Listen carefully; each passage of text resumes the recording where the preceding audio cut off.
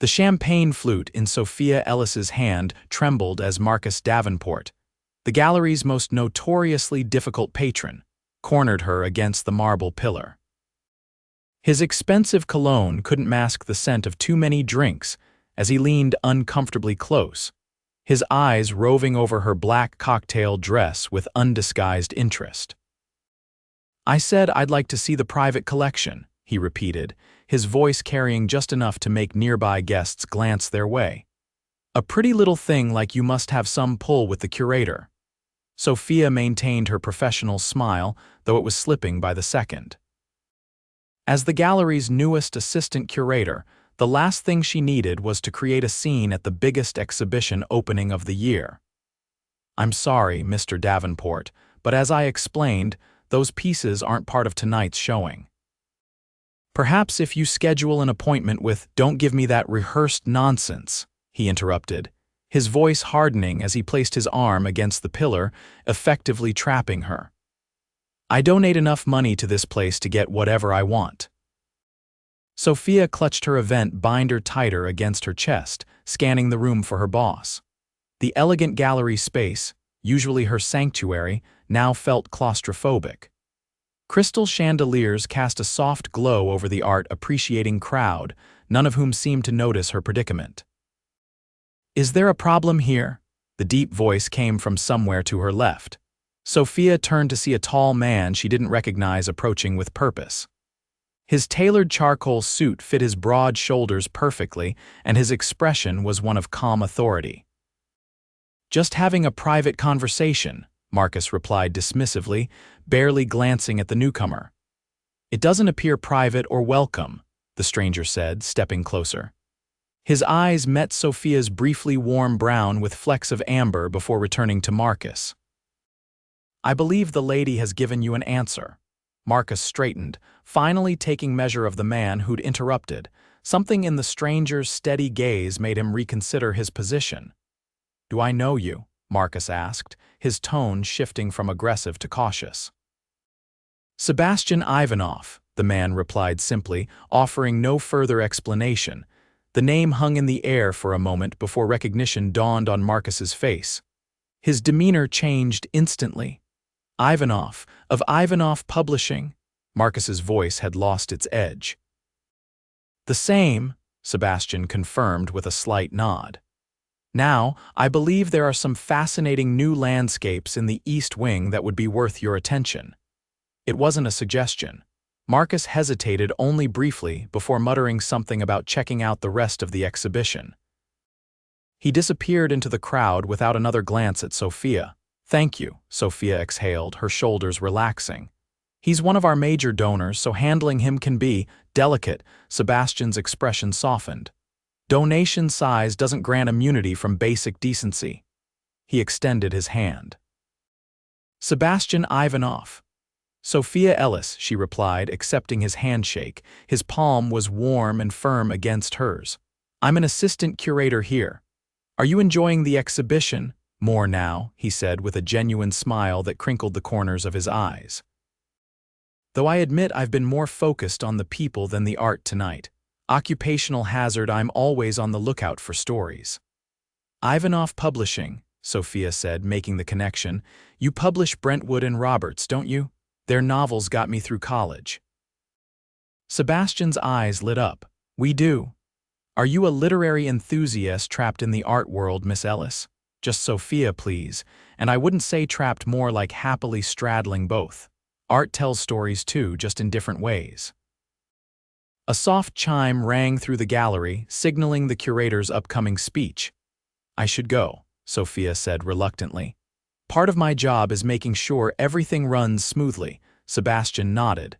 "Of course, though I hope we might continue our conversation later." There was something in his tone not presumptuous, but hopeful that made Sophia's cheeks warm. "I'd like that," she replied, surprised at her own candor. As Sophia moved through the crowd, she felt Sebastian's gaze following her. For the first time that evening, the weight of her responsibilities felt lighter. Sebastian watched her go, intrigued by the woman who had handled a difficult situation with such grace. When he'd received the invitation to the gallery opening, he'd expected a night of business networking and perhaps discovering a new artist for his company's headquarters. He hadn't expected to be captivated by a pair of intelligent green eyes and a smile that appeared genuine, a rarity in his world of business pleasantries. The gallery's main curator, Dr. Patterson, was halfway through his speech about the exhibition's theme of transitions and thresholds when Sebastian realized he hadn't heard a word. Instead, he found himself searching the crowd for Sophia, who stood attentively near the podium, occasionally making notes in her binder. Afterward, as the crowd dispersed to view the art with renewed interest, Sebastian made his way to a striking abstract that had caught his eye earlier. He was studying the interplay of colors when he sensed someone approach. "The artist calls it divergent paths," Sophia said, coming to stand beside him. "It's one of my favorites in the collection." Sebastian glanced at her, noting how the gallery lights brought out auburn highlights in her dark hair. "I can see why. There's something honest about it. It doesn't try to make the chaos pretty, just meaningful." Sophia looked at him with newfound appreciation. "That's exactly it. Most people just see the bold colors and think it's meant to be decorative." "I've never been good at seeing things only on the surface," Sebastian admitted. "It's probably why I went into publishing rather than following my father into investment banking. I need stories with depth. And do you find them, the stories with depth?" "Sometimes," he said, looking directly at her now. "They're rare but worth waiting for." Sophia felt herself blushing under his gaze and gestured toward another painting. "What about that one? Any stories there?" They moved through the gallery together, discussing art and literature and the places where they intersected. Sebastian found himself sharing more than he normally would with someone he'd just met about taking over the family publishing house at 28, when his father had a stroke, about his passion for discovering new voices in literature, about his frustration with the industry's fixation on quick profits over lasting quality. In turn, Sophia told him about growing up in a small town where the local library had been her refuge, about studying art history and falling in love with curation, about the thrill of helping artists share their vision with the world. "It's getting late," Sophia finally noted, glancing at her watch. The gallery had emptied considerably, with only a few guests lingering over the last of the champagne. "Would you consider continuing this over dinner?" Sebastian asked. "There's a small Italian place around the corner that should still be serving." Sophia hesitated. "I should help with closing up." "Go ahead, Sophia," called Dr. Patterson, who was passing by with a stack of exhibition catalogs. "You've done more than your share tonight. I'll see you tomorrow for the review meeting." She turned back to Sebastian with a smile. "It seems I'm free after all." The restaurant was everything Sebastian had promised, intimate, with soft lighting and a menu of authentic Italian dishes. They settled into a corner booth, and the conversation flowed as easily as the red wine Sebastian selected. "So how does a publishing CEO end up rescuing damsels at art galleries?" Sophia asked after they had ordered. Sebastian laughed, a rich sound that made her smile in response. "I wasn't planning a rescue. I noticed you earlier, actually. You were explaining the symbolism in Callaway's sculpture to an elderly couple, and your enthusiasm was captivating." "Oh," Sophia said, surprised. "I didn't realize anyone was paying attention." "I was," he said simply. Their food arrived, handmade pasta with truffles for her, osso buco for him, providing a momentary distraction from the intensity of his gaze. "And what about you?" Sebastian asked after they had both taken a few bites. "How does one become an assistant curator? I imagine it's competitive." Sophia nodded. "Very. I was an intern at the gallery for 2 years during my master's program, basically working for free while waiting tables at night to pay rent. Dr. Patterson took a chance on me 6 months ago when the position opened up." "He's lucky to have you," Sebastian said. "Your passion for the art is evident.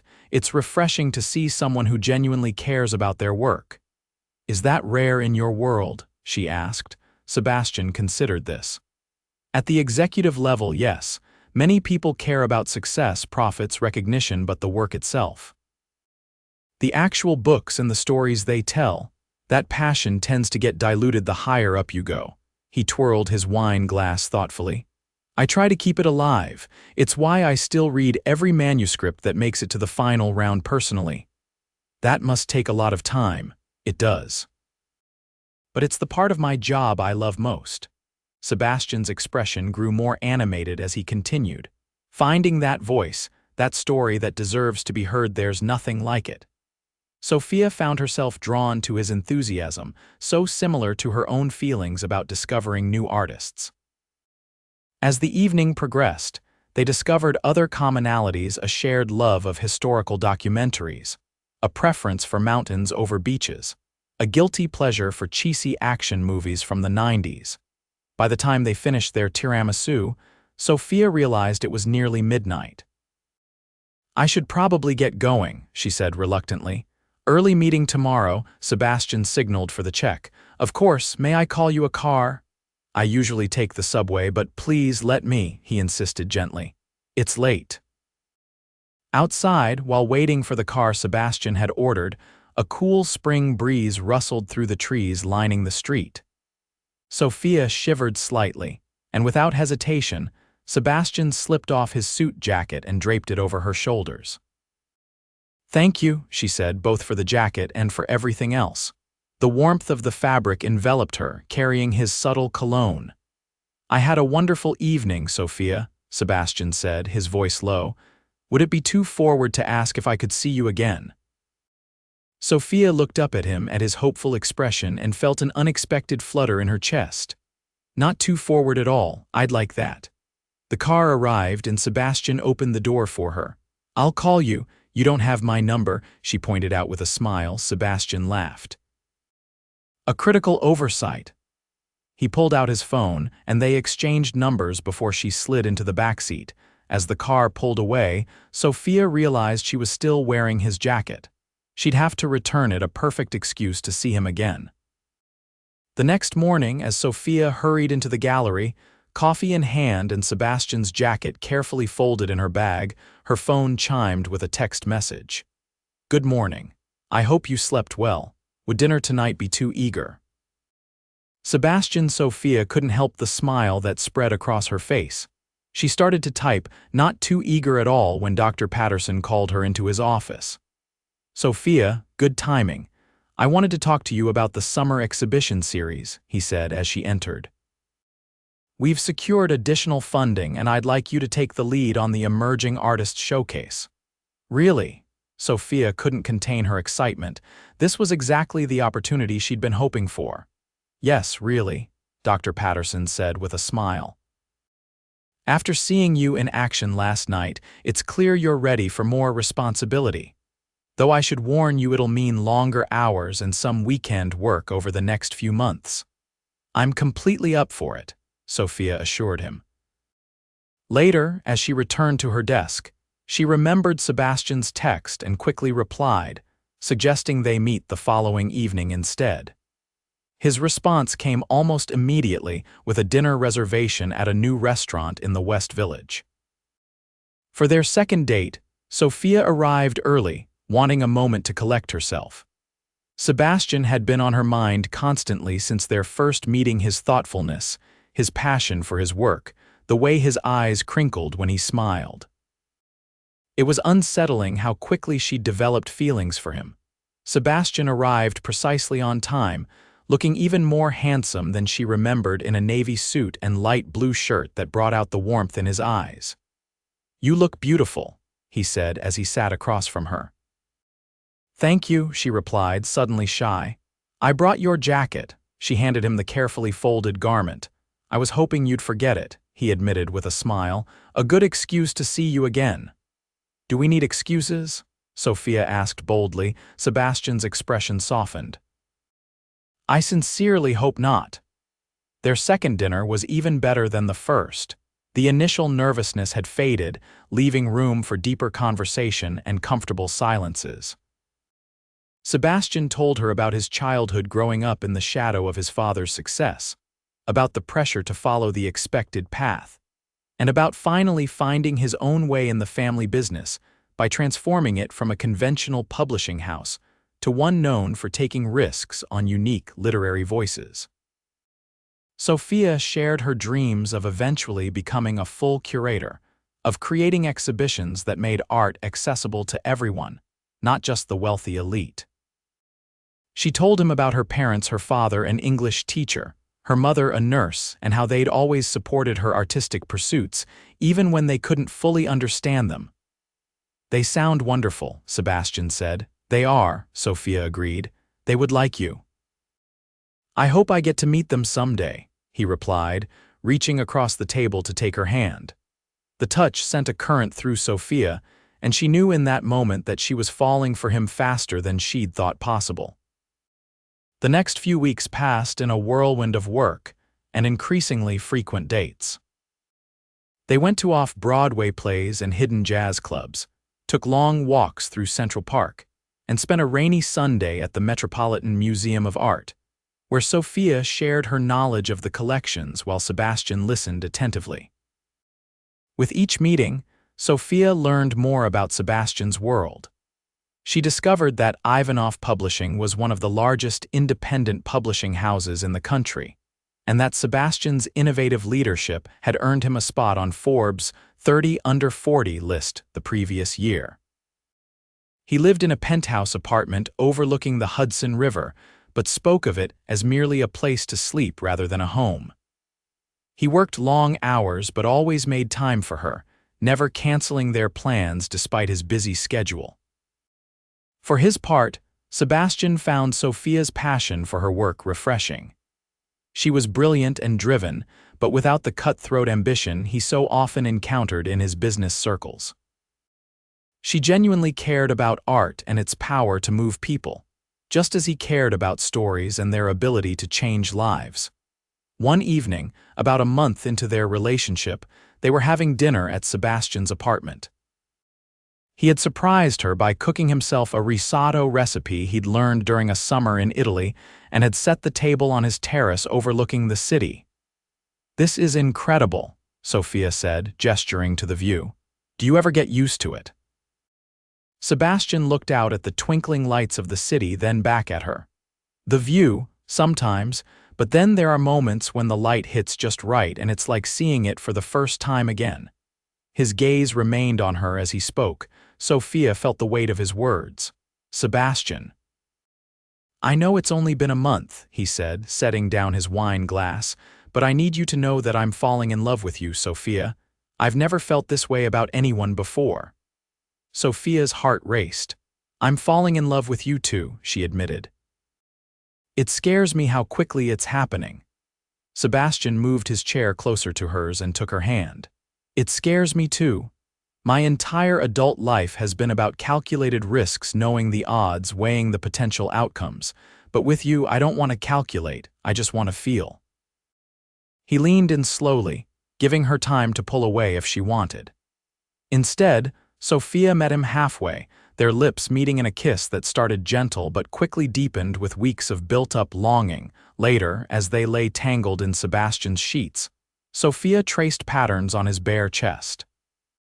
"Tell me something you've never told anyone," she whispered. Sebastian was quiet for so long that she thought he might have fallen asleep. Finally, he spoke.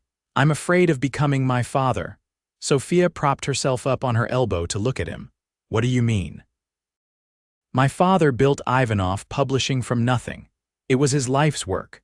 But in the process, he lost himself, became so focused on success that he forgot why he started it in the first place."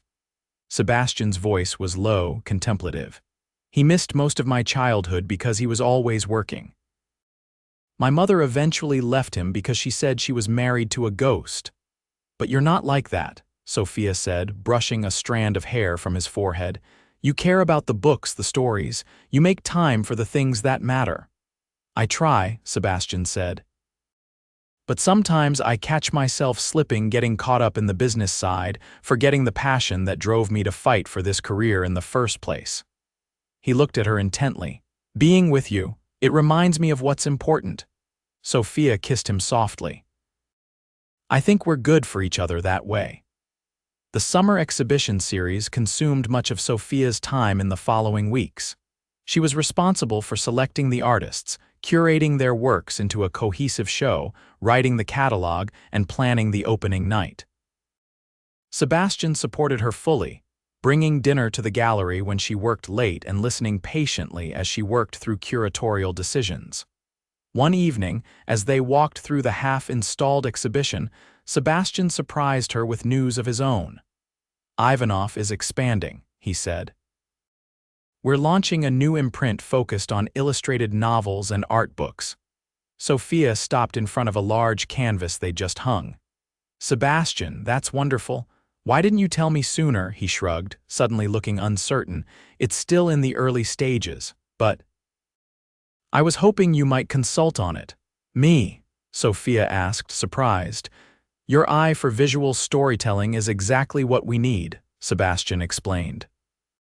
"It would just be occasional meetings at first, sharing your perspective, maybe helping us identify artists who might be interested in collaborating on book projects."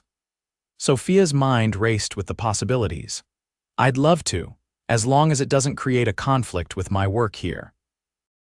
"We'd make sure it doesn't," Sebastian assured her. "I've already spoken with my legal team about drafting a consulting agreement that protects everyone's interests." "Always the CEO," Sophia teased, but she was touched by his thoughtfulness. Sebastian pulled her close. "Not always. Sometimes I'm just a man in love with an extraordinary woman."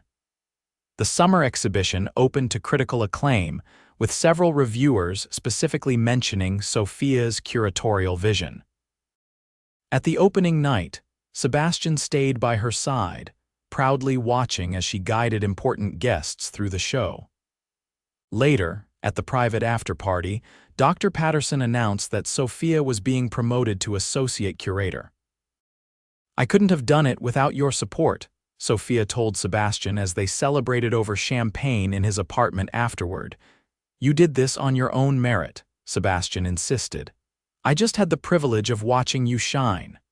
Their relationship deepened as summer turned to fall.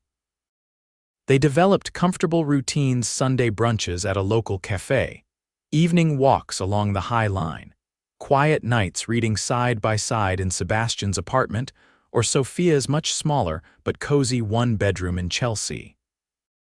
Sophia began consulting for Ivanoff's new art imprint, finding unexpected joy in bridging her two passions.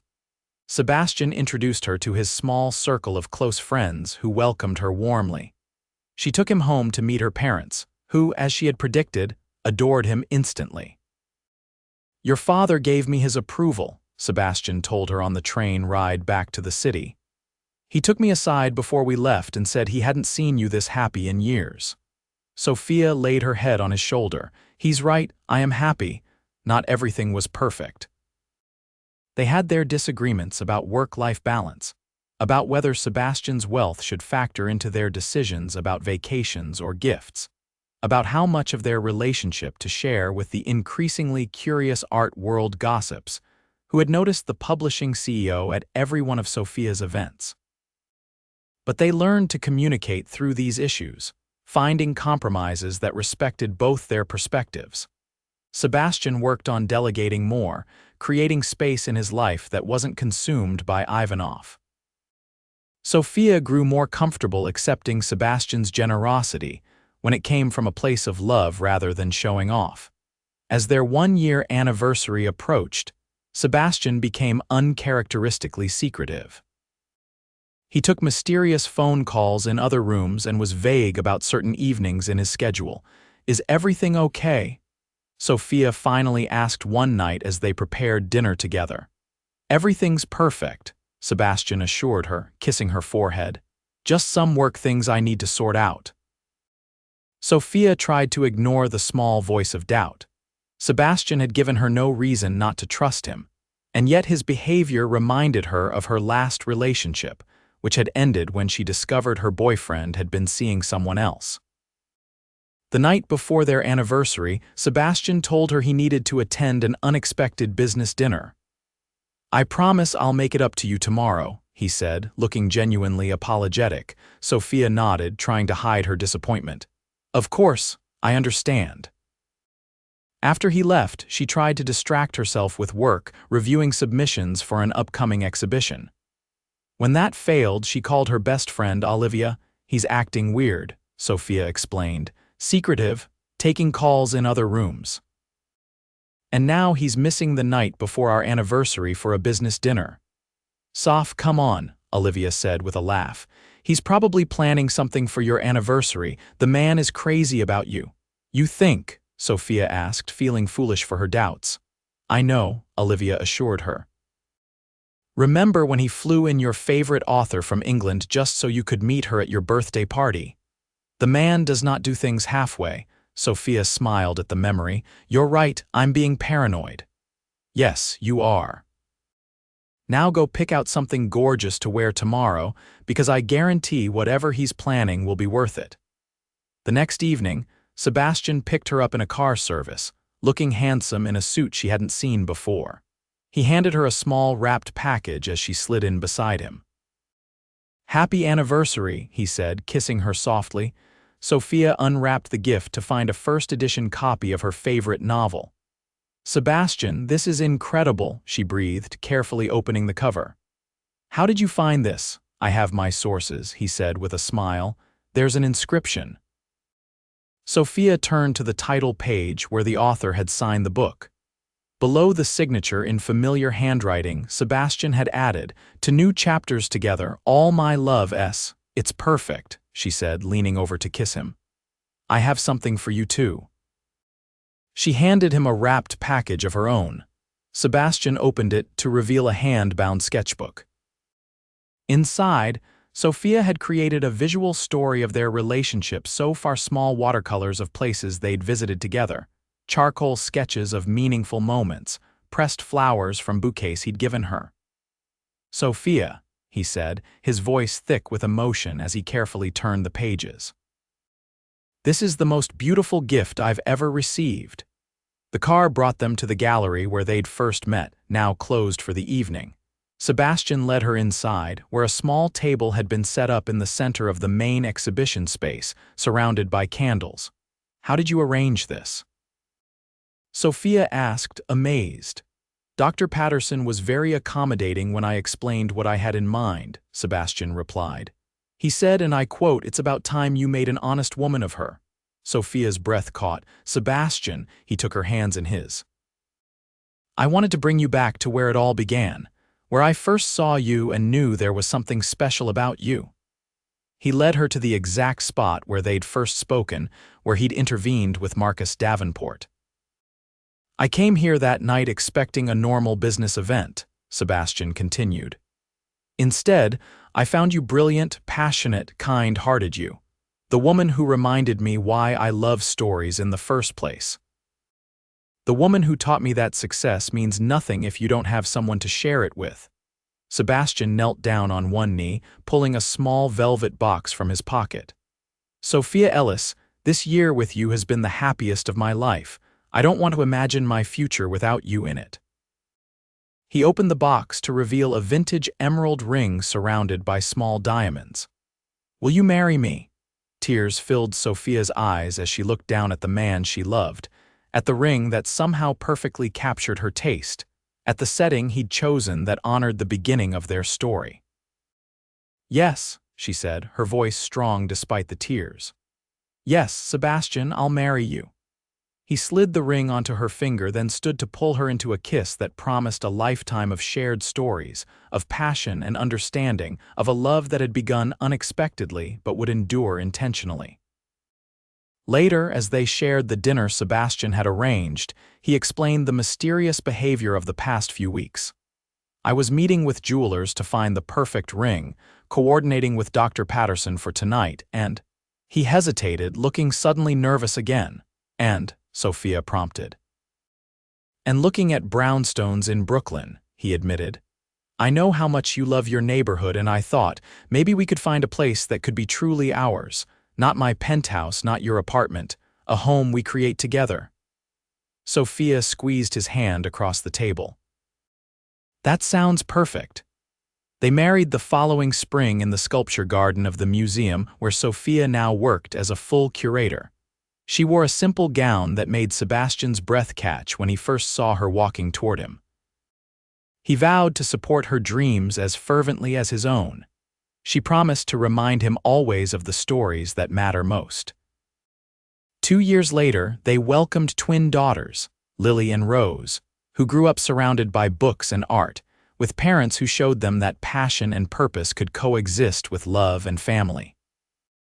The brownstone in Brooklyn became the home Sebastian had envisioned, filled with laughter and creativity, and the occasional chaos of family life.